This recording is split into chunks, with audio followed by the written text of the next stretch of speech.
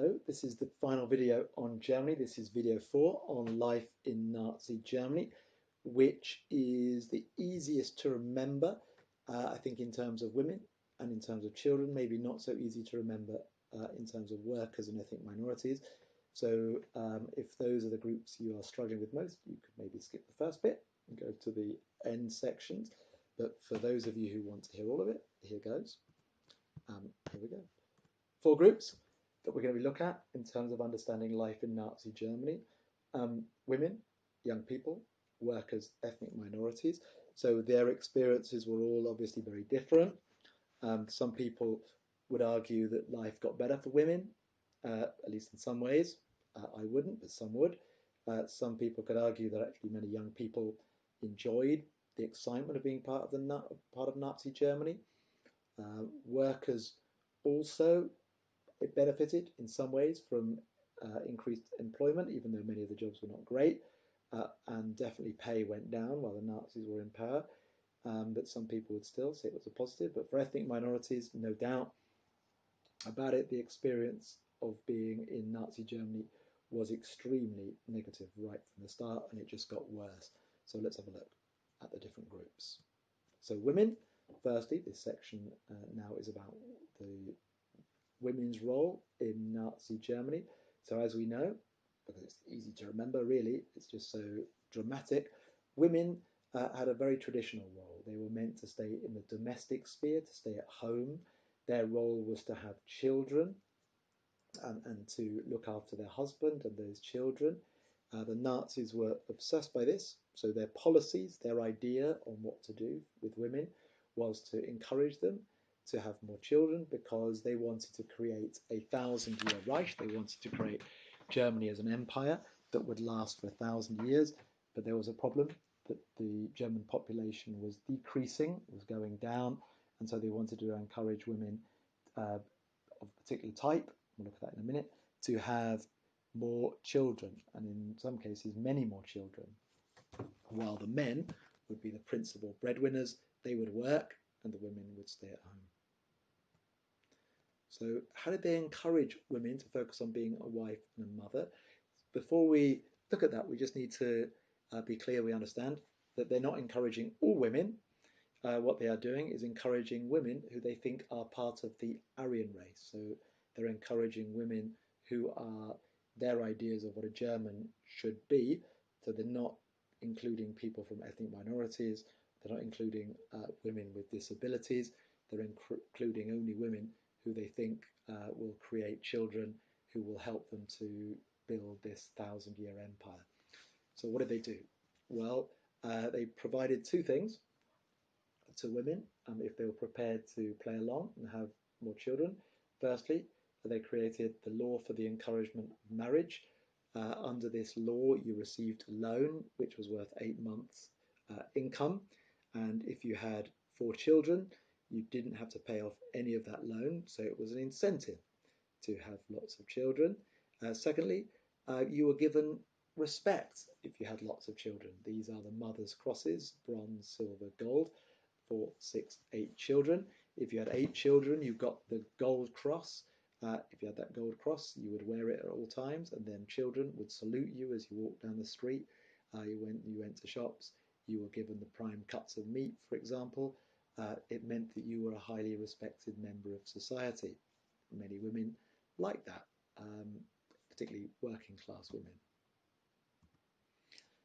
How did the Nazis encourage women to focus on being a wife and mother? Well, they also banned women, particularly middle-class women, from having any choice. Some women under the Weimar Republic, particularly during the Golden Age, were beginning to do professional jobs, lawyers, doctors, architects, not in huge numbers, but those opportunities were coming in for them. And what they did is they banned women from doing those jobs. They said, your place is in the home, and from then on only men were allowed to work in those areas. Many middle-class women were of course frustrated, particularly these new women we've looked at before, but that's what they did. Now, the Nazis had said very clearly when they came into power that their idea for women was that they should stay at home and have children. That was their whole policy, was designed to encourage women to do that. But then, as time went on, certainly from around 1937, 1938 onwards, it became clear to the Nazis and to Hitler that they were heading towards war, which they were mostly causing, and they needed women to play an increasingly large role in uh, working in factories and doing other kinds of jobs because men were increasingly joining the army and they needed women to fill the gaps. And so, actually, the number of women who worked when the Nazis were in power, particularly working class women, increased 5 million in 1933 up to 7 million in 1939, working in a number of jobs, particularly in munitions factories, so making the shells and the ammunition that would be needed by German soldiers in a war. This, of course, caused huge confusion for women because they've been told that their role was in the domestic sphere. Now, suddenly, they're being told they need to go back to work. Secondly, we're going to look at young people and what it was like to live as a young person under the Nazis. Well, I think it has to be said that many young people hugely enjoyed, at least for a time, the Nazis being in power, because the Nazis said that we are creating this 1,000-year empire, and they said to young people, we need you to make this empire happen. You're the most important people in German society. It's not your parents, it's you. This was, of course, exciting. It meant that people were able to rebel in a way against their parents, because the only person they needed to have respect for really was Hitler. Hitler is your real father. Work towards pleasing Hitler and all will be well. This was exciting, particularly because young people were suddenly being given a role and responsibility that they don't normally have in society, and that was appreciated by many. So how did they encourage young people to, or what did they want young people to do so that they would be able to be part of this 1,000-year empire? Well, all you need to do to play your role was to be loyal. You need to be loyal to Hitler. So this is a picture of a school. Before the lesson, everyone would give the Nazi salute. There would be swastikas all over because children were showing that they were loyal to Hitler. The second thing, you had to be fit. You had to be fit if you're a boy, so that you'd be able to join the army when you're 18, or certainly be ready to fight if need be. And if you're a girl, you need to be fit so that you are most likely to be fertile, so you can have lots of children and build this 1,000-year Reich. So how did they make that? How did they make that happen? How did they encourage young people to be fit and loyal? Well, they set up organizations, youth organizations, and they encouraged and then forced millions of German young people to join them. So for the boys, they would join the Pimpfer up to the age of 13, and then from the age of 14, they joined the Hitler Youth, and this Hitler Youth was set up as a way of encouraging boys to learn how to be good soldiers. They would march, they would camp, they would fire real weapons, and they'd also, of course, be told about the incredible German history which was being created for them. This idea that Germany had always been great but held back by Jews, and that we needed to make Germany strong again by fighting. So all of these things were what the Hitler Youth did. The League of German Maidens, at the same time, being set up for young women up to the age of 21, was encouraging them to be fit, lots of chances to do exercises, and also they would learn about racial hygiene, which was essentially being told that you should make sure that you marry and have lots of children with an Aryan German and keep away from those dangerous Jews, was essentially what it was saying.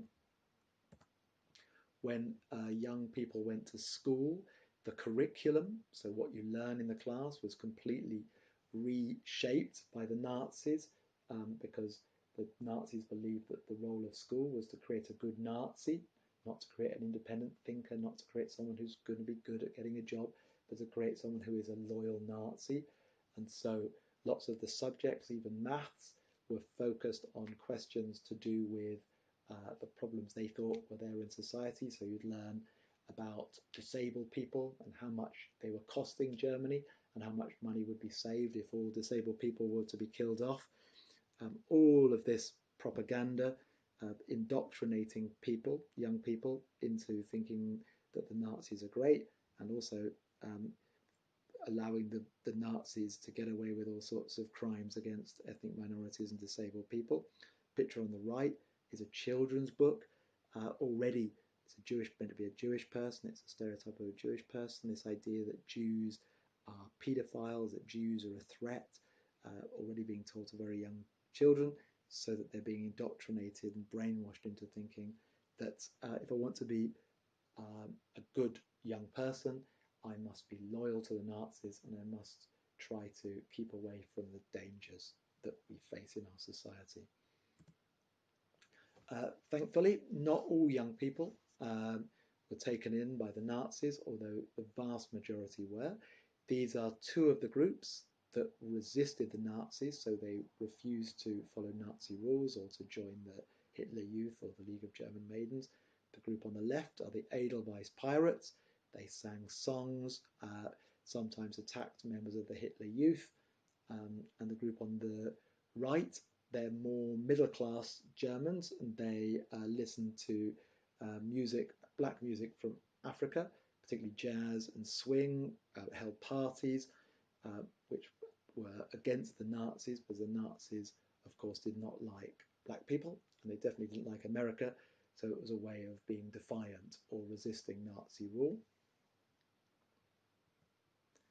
Next up, workers. So the Nazis were worried about workers, because obviously there are millions of workers, and if the workers are unhappy, there's a high chance that they will organize some sort of rebellion. They'd seen the Weimar Republic facing all sorts of threats from the left and right, and they wanted to avoid that happening.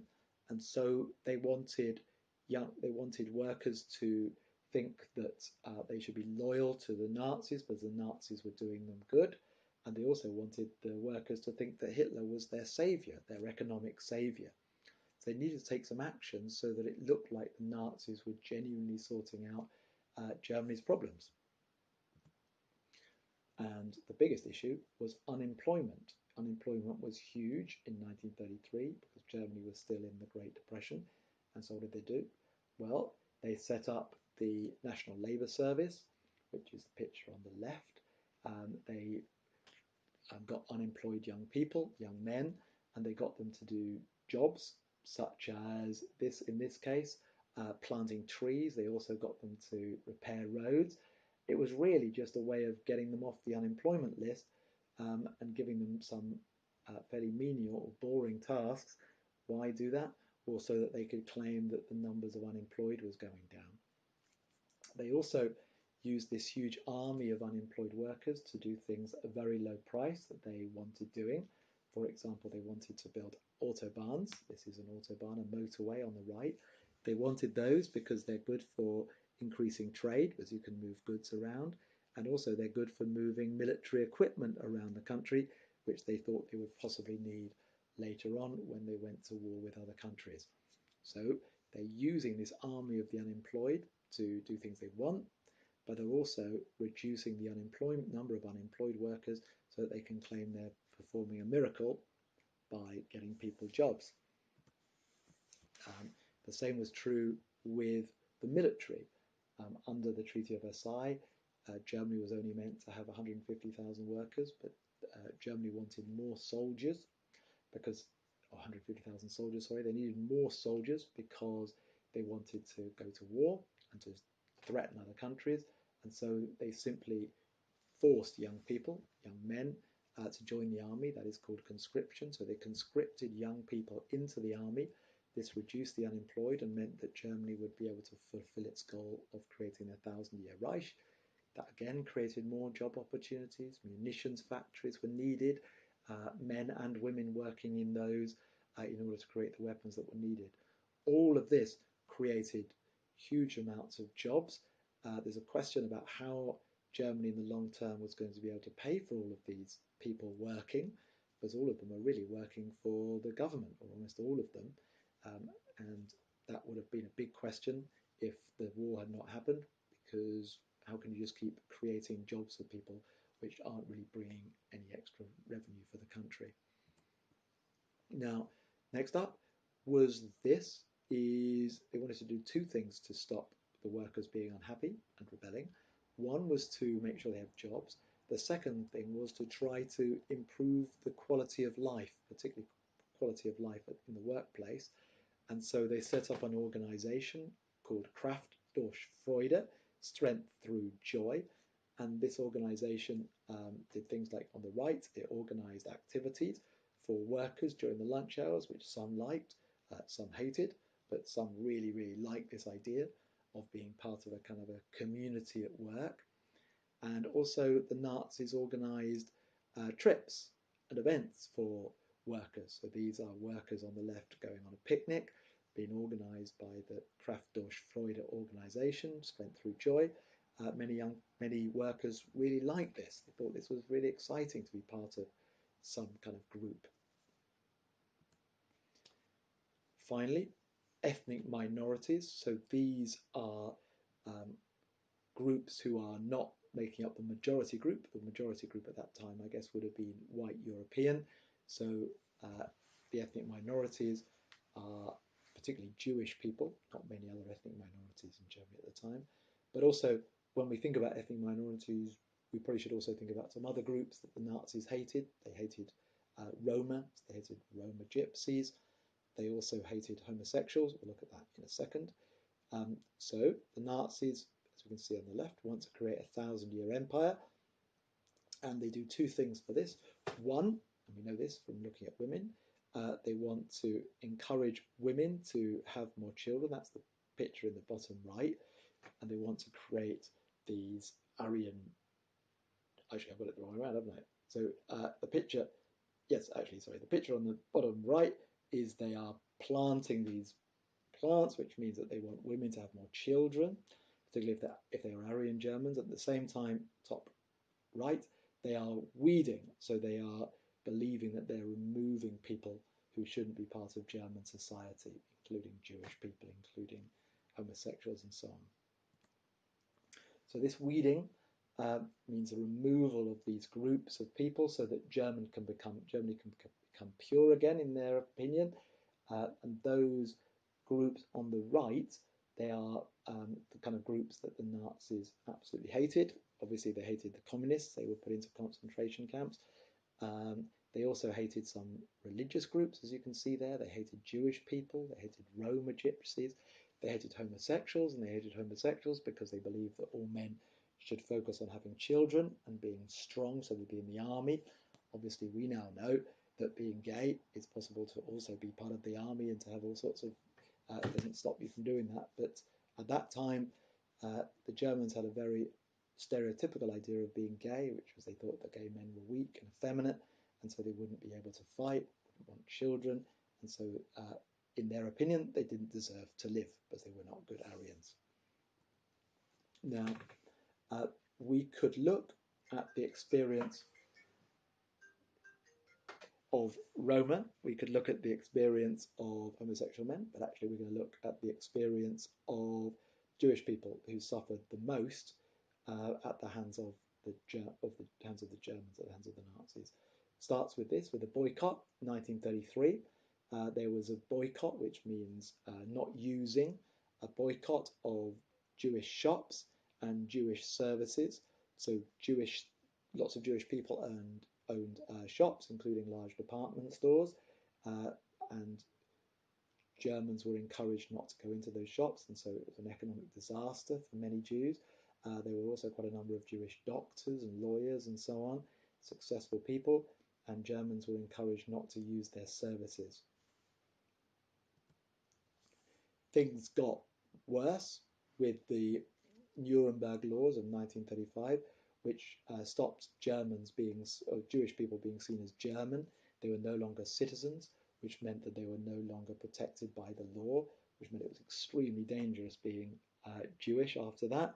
And Jews were not allowed to marry Aryan Germans. So really, essentially, the Jewish people are being seen as outsiders who really shouldn't be in the country at all. Many Jews, of course, wanted to leave.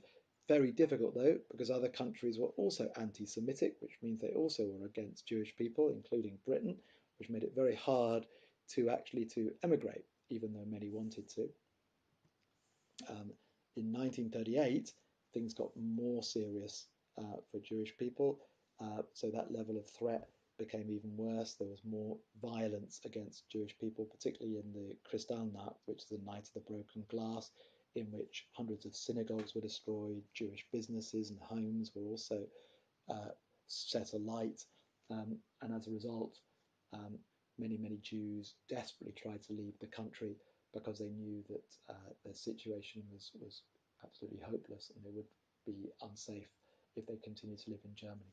And that is that.